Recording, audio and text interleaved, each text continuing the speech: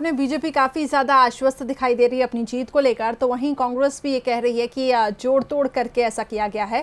वहीं आपको अभी तक के हम समीकरण अगर समझा दें तो बीजेपी के पक्ष में माहौल इसलिए जाते हुए दिखाई दे रहा है क्योंकि 2 सीटें और साथ ही जो 2 सीटें हैं वो बीजेपी के पक्ष में जाती हुई दिखाई दे रही हैं और इसके साथ ही आपको बता दें निर्दलीय सपा बसपा का भी बीजेपी को समर्थन मिला है। तो वहीं कांग्रेस की अगर हम बात करें तो एक सीट दिग्विजय सिंह की वो पक्की बताई जा रही है। बहरहाल इंतजार है नतीजों का और लगातार बंसल न्यूज आपको पल पल की अपडेट्स देगा। चलिए अब रुक करते हैं चर्चा की ओर। हमारे साथ एक गेस्ट पैनल भी जुड़ चुका है। राजपाल सिसोदिया जी हमारे साथ बीजेपी प्रवक्ता जुड़ चुके हैं और के मिश्रा जी हमारे साथ कांग्रेस प्रवक्ता जुड़ चुके हैं।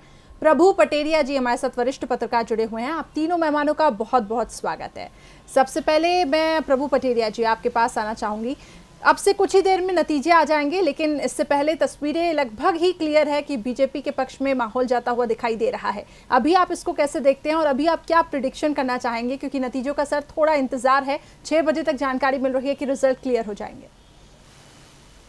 देखिए, कमलनाथ जी खुद ही कह चुके हैं कि 2 सीटें भारतीय जनता पार्टी को मिल रही है। ये उनको सबसे मालूम था कि जब वो उनके 22 विधायक चले गए थे तो बिल्कुल स्थितियां बिल्कुल क्लियर है कि 2 सीटें जो है तो भाजपा के जो 2 उम्मीदवार दोनों के वहां पर राज्यसभा में पहुंचना चाहिए। कांग्रेस से एकमात्र उम्मीदवार दिग्विजय सिंह के पहुंचने की संभावना है, क्योंकि कांग्रेस ने उनको फर्स्ट प्रायोरिटी में रखा है। मीडिया तक जो खबर आई थी कि पहले उन्होंने कांग्रेस दिग्विजय सिंह के लिए वोटिंग कराने का निर्णय लिया है कि उनके 54 विधायक दिग्विजय सिंह के लिए वोट करें, बाकी बचे विधायक फूल सिंह बरैया के लिए वोट करें। तो ये बिल्कुल तय मामला है। कांग्रेस ने कहा कि केवल दिग्विजय सिंह को वहां से भेजना है। उनकी तरफ से कोई कोशिश नहीं की गई कि बीजेपी से किसी को तोड़कर ये वापस लाया जाए, अपनी तरफ किया जाए, या सपा बसपा और जो निर्दलीय है जो अभी 2 महीने पहले तक कांग्रेस के पक्ष में उनको वापस अपने जोड़ा जाए, ये कोशिश कांग्रेस की तरफ से दिखाई नहीं दी। चलिए, तो थोड़ा इंतजार अभी नतीजों का और है, लेकिन जैसा कि आपने कहा कि पूर्व मुख्यमंत्री कमलनाथ ने भी साफ तौर से कह दिया है कि 2 सीटें बीजेपी जीतेगी। अब राजपाल सिसोदिया जी, मैं आपसे समझना चाहूंगी कि जिस तरीके से अभी हमने यही सुना, पूर्व मुख्यमंत्री कमलनाथ का भी बयान, उनका कहना कि 2 सीटें बीजेपी के पक्ष में जाएंगी, लेकिन ये जोड़ तोड़ करके किया गया है, सौदेबाजी की गई है। सीधी सी बात है कि 24 मार्च के दिन मध्य प्रदेश के मुख्यमंत्री जी ने सदन के अंदर विश्वास मत हासिल किया और जो विश्वास मत के समय हमारे साथ विधायकों की जो संख्या है, उस संख्या के हिसाब से अगर हम देखें और भारतीय जनता पार्टी के जो लोग जो विधायक गण है उनकी संख्या को अगर हम देखते हैं तो सीधे सीधे 2 सदस्य बड़ी आसानी से जीत के जाने की स्थिति है। उसके अलावा निर्दलीय और बसपा सपा के साथियों का भी हमको समर्थन प्राप्त है। अब बार बार कमलनाथ जी जो है खुद की नाकामी की खीज इस तरीके से निकाल रहे हैं कि सौदेबाजी। तो भैया आप नाकाम हुए, आपको छोड़ के, आपकी रीति नीति को छोड़ के, आपकी कार्य पद्धति को छोड़ के आपके विधायक चले गए। उसके बाद जब सदन का जो सिनेरियो बना, जो सीन बना, वो बना कि 107 के साथ में हम जो है लार्जेस्ट पार्टी थे। तो मध्य प्रदेश के अंदर मध्य प्रदेश की जनता के ऊपर अनावश्यक एक उपचुनाव न थोपा जाए, यह विचार करके भारतीय जनता पार्टी ने मध्य प्रदेश के लोकतंत्र की रक्षा करते हुए, हमने हमारे दायित्वों का निर्वाह करते हुए सरकार का गठन किया। मुख्यमंत्री जी ने शपथ ली, शिवराज सिंह चौहान जी ने। अब क्या कांग्रेस स्वयं के विधायकों को संभाल नहीं पाई, स्वयं के मंत्रियों को अवेयर नहीं पाए, और क्या मध्य प्रदेश के गाड़ी कमाई को ऐसे ही बर्बाद करते फिर उपचुनाव में, यहाँ के करदाताओं की गाड़ी कमाई को ऐसे ही बर्बाद करते? भारतीय जनता पार्टी ने लोकतंत्र के मूल्यों की रक्षा करने का काम किया है। हम सिंगल लार्जेस्ट पार्टी के नाते हमने सरकार बनाई है। अब इसमें बार बार सौदेबाजी और इस प्रकार की बात करके ये स्वयं का स्तर गिराने का काम कर रहे हैं। क्योंकि जब भी ये लिखा जाएगा ना कि कांग्रेस के ताबूत में आखिरी कील कमलनाथ जी ने ठोकी, ये इतिहास में लिखा जाएगा। जब भी इतिहास ये बात लिखेगा कि कांग्रेस कब खत्म हुई मध्य प्रदेश में, तो कमलनाथ जी के नेतृत्व में खत्म हुई। ये कमलनाथ जी को तो जनता ने मैंडेट दिया था, उनको जनता ने मुख्यमंत्री बनाया था। आप मुख्यमंत्री बन के मुख्यमंत्री के रूप में मध्य प्रदेश की जनता की चिंता तो छोड़ो, आप आपके ही नेता और आपके ही मंत्रियों को विश्वास अर्जित नहीं कर पाए और आप औंधे मुंह गिर पड़े और हम पे जो है इस प्रकार के आरोप लगा रहे हैं। तो सरासर जो है नाइंसाफी है, जनता सब समझती है। चलिए, के मिश्रा जी से मैं रिएक्शन लूंगी, लेकिन इस वक्त एक बड़ी खबर मिल रही है, हम उसका रुख करते हैं। भोपाल से इस वक्त एक बड़ी खबर, राज्यसभा चुनाव के दौरान क्रॉस वोटिंग हुई है। ये अब तक का ताजा अपडेट हम आपको दे रहे हैं। बीजेपी के एक विधायक ने क्रॉस वोटिंग की है। सूत्रों के हवाले से ये इस वक्त की बड़ी खबर। बीजेपी के एक विधायक ने क्रॉस वोटिंग की है। हालांकि देखिए, क्रॉस वोटिंग का डर दोनों ही तरफ से बना हुआ था, लेकिन बीजेपी काफी ज्यादा आश्वस्त दिखाई दे रही थी कि विधायक एकजुट हैं। लेकिन अभी ये इस वक्त एक ताजा खबर मिल रही है कि बीजेपी के एक विधायक ने क्रॉस वोटिंग की है। सूत्रों के हवाले से ये बड़ी खबर। चलिए राजपाल जी, छोटा सा रिएक्शन मैं इस पे आपसे चाहूंगी, फिर के मिश्रा जी, मैं उनसे भी मैं अपना सवाल करूंगी जी। देखिए, मैं नहीं मानता कि भारतीय जनता पार्टी का कोई कार्यकर्ता इस प्रकार से क्रॉस वोटिंग कर सकता है। फिर भी अगर आपके सूत्रों ने कुछ बताया तो आगे आगे स्थिति सामने आने दीजिए, फिर बात करेंगे उसके ऊपर। के मिश्रा जी।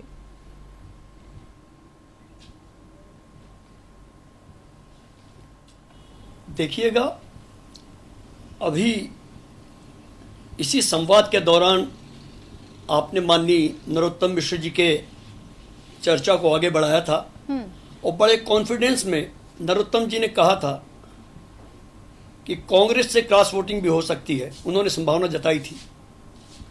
अब यह तय भारतीय जनता पार्टी करे, भाजपा के वे पर्यवेक्षक तय करें जो दिल्ली से 3 दिनों में डेरा डाले हुए हैं कि उनके किसी विधायक ने क्रॉस वोटिंग क्यों की, किस लिए की।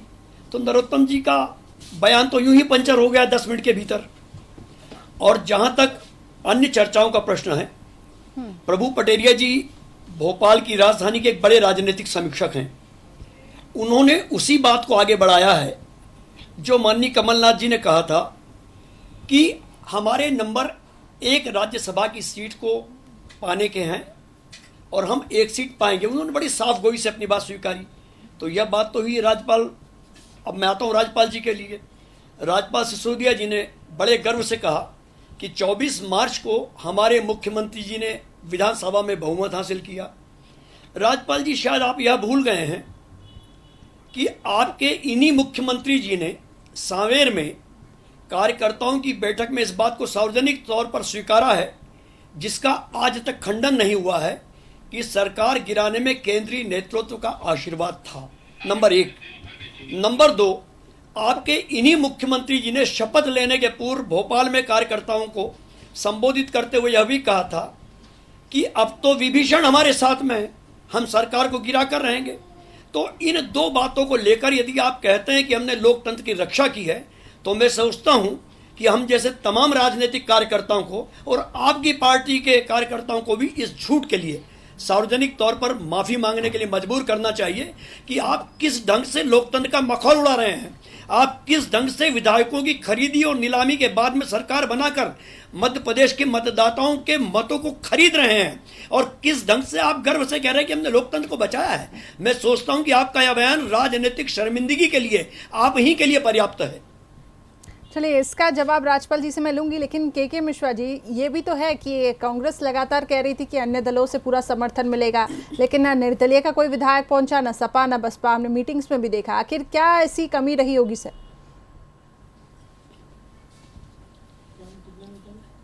करिश्मा जी, देखिएगा, मैं बड़ी साफ गोई से इस बात को स्वीकार करता हूं कि 15 मार्च तक इन सम्मानित निर्दलीय माननीयों ने हमारी कमलनाथ जी की सरकार को मदद की थी, और आज भी मैं उनके प्रति आभार व्यक्त करता हूं। क्योंकि ये जितने भी निर्दलीय विधायक या विधायिका जी अपने श्रम से, अपनी लोकप्रियता से अपने क्षेत्रों में जीते हैं, उन्हें जो भी सरकार होगी उनसे अपने क्षेत्रों में विकास कार्य करवाने हैं। हालांकि भारतीय जनता पार्टी से वे विकास कार्य नहीं कर पाएंगे, क्योंकि भारतीय जनता पार्टी और उसके मुख्यमंत्री जी सिर्फ लॉलीपॉप देने के अधिष्ठाता हैं, तो उनसे कोई उम्मीद नहीं है। मगर एक ऐसी पिक्चर जो इंटरवल के कगार पर है, तो उस बची हुई पिक्चर को ये निर्दलीय विधायक वहां देखने गए हैं, और पिक्चर समाप्त हो तो ही वापस कमलनाथ जी की सरकार को मदद करने के लिए आतुर थे, हैं और रहेंगे, और हम उन्हें सम्मान के साथ वही उचित स्थान देंगे जिसके वो पात्र हैं। चलिए, मतलब दरवाजे अभी भी खुले हुए हैं। प्रभु पटेरिया जी, आपसे मेरा सवाल है कि अभी ये जो सूत्रों के हवाले से एक बड़ी खबर मिल रही है कि बीजेपी के एक विधायक ने क्रॉस वोटिंग की, लेकिन हमने देखा कि बीजेपी किस तरीके से विधायकों को एकजुट करने की कोशिश कर रही थी। पहले डिनर डिप्लोमेसी, इसके बाद कई लंच की भी एक बैठक थी, उसके बाद जो चुनाव प्रबंधन की बैठक, खुद केंद्र के लीडर्स भी पहुंचे, और उसके बाद कई ऐसे बैठकें हुई। लेकिन अगर ये, क्योंकि अब बीजेपी इसको मानने के लिए तैयार नहीं है कि बीजेपी के एक विधायक ने क्रॉस वोटिंग किया, अगर ये सही है तो आप इसको कैसे देखते हैं? देखिए कृष्ण जी, ये सिर्फ संदेश देने का खेल है। एक विधायक की क्रॉस वोटिंग से न तो कांग्रेस की दूसरा कैंडिडेट राज्यसभा में पहुंचने वाला है, ना भारतीय जनता पार्टी के दोनों कैंडिडेट की राह में कोई मुश्किल आने वाली है। जो नंबर गेम है मध्य प्रदेश की अभी विधानसभा का जो है, वो पूरी तरह भारतीय जनता पार्टी के फेवर में दिख रहा है। और यदि ऐसा नहीं होता तो शायद मुख्यमंत्री जो रहे हैं कमलनाथ जी, जब वो तब की उनकी बातें सुनी और आज की बातें सुनी, ये स्वीकार कर रहे हैं वो कि उनका जो है एक कैंडिडेट दिग्विजय सिंह राज्यसभा में जा रहे हैं और दूसरे के लिए उनके पास नंबर गेम नहीं है। ये केवल जो आने वाले जो 24 उपचुनाव है विधानसभा के, उसके लिए एक संदेश देने का खेल है कि भारतीय जनता पार्टी के विधायकों का अपनी पार्टी में अपने नेतृत्व का भरोसा नहीं रहा है, तो जनता उनको क्यों वोट दे। तो ये पूरा जो गेम प्लान जो आगे का यदि है, तो वो उसका हिस्सा ज्यादा दिखाई देता है जो कांग्रेस के पक्ष में यदि कोई क्रॉस वोटिंग हुई है। क्रॉस वोटिंग हुई है कि नहीं हुई है और कितने और लोगों ने की, यदि एक से ज्यादा व्यू हो सकती है क्रॉस वोटिंग यदि हुई हो, तो ये जो है अभी जब रिजल्ट पूरा आएगा तब उसमें खुलासा होगा। लेकिन यदि ऐसा हुआ है तो स्वाभाविक तौर पर ये भारतीय जनता पार्टी के लिए बड़ा डैमेजिंग। जी मैं जानना चाहूंगी राजपाल सिसोदिया जी, क्योंकि हालांकि जिस तरीके से प्रभु पटेरिया जी ने भी कहा कि इससे कोई फर्क नहीं पड़ने वाला है क्योंकि नंबर गेम संख्या बल है वो बीजेपी के पक्ष में है और ये चीज़ें पहले से ही क्लियर है, खुद पूर्व मुख्यमंत्री कमलनाथ ने भी कह दिया है। लेकिन अगर एक विधायक ने भी क्रॉस वोटिंग की है तो ये कहीं ना कहीं बीजेपी को इस डैमेज को कंट्रोल करने की अब सोचना होगा, क्योंकि आगे इसका जो असर है वो उपचुनावों पर भी कहीं ना कहीं अब पड़ेगा। करिश्मा जी, स्पष्ट स्थिति होने दीजिए। मैं अभी ये बात मानने को तैयार नहीं हूं कि हमारा कोई विधायक क्रॉस वोटिंग कर सकता है, एक बात। दूसरा, क्रॉस वोटिंग से किसी प्रकार का रिजल्ट प्रभावित नहीं होने वाला है, ये बात भी मैं मानता हूं। परंतु उसके बाद भी आप देखेंगे अंत में कि हमारे 107 जो विधायक साथी है, उन ग्रांड टोटल अगर दोनों सदस्यों को आएगा तो उससे ऊपर ही जाने की स्थिति बनेगी। हमारी जो है मतदान हमारे पक्ष में जो होने वाला है उसके अंदर कहीं ना कहीं हमारी संख्या बढ़ने वाली है। क्रॉस वोटिंग की जहाँ तक बात है, स्पष्ट स्थिति हो उसके बाद हम उस पर चर्चा करने की स्थिति में आएंगे। और आदरणीय प्रभु पटेरिया जी जो बात कह रहे थे, आदरणीय प्रभु पटेरिया जी की ही बात को मैं आगे बढ़ाना चाहता हूँ कि कमलनाथ जी ने जिस प्रकार से अपनी बात को कहने का काम किया है तो स्पष्ट हो चुका है, अब परिणाम जो है वो सामने आ चुका है कि 2 स्थानों पर भारतीय जनता पार्टी जीतेगी और 1 स्थान पर कांग्रेस जाने वाली है। यह परिणाम लगभग बस घोषित होना मात्र है।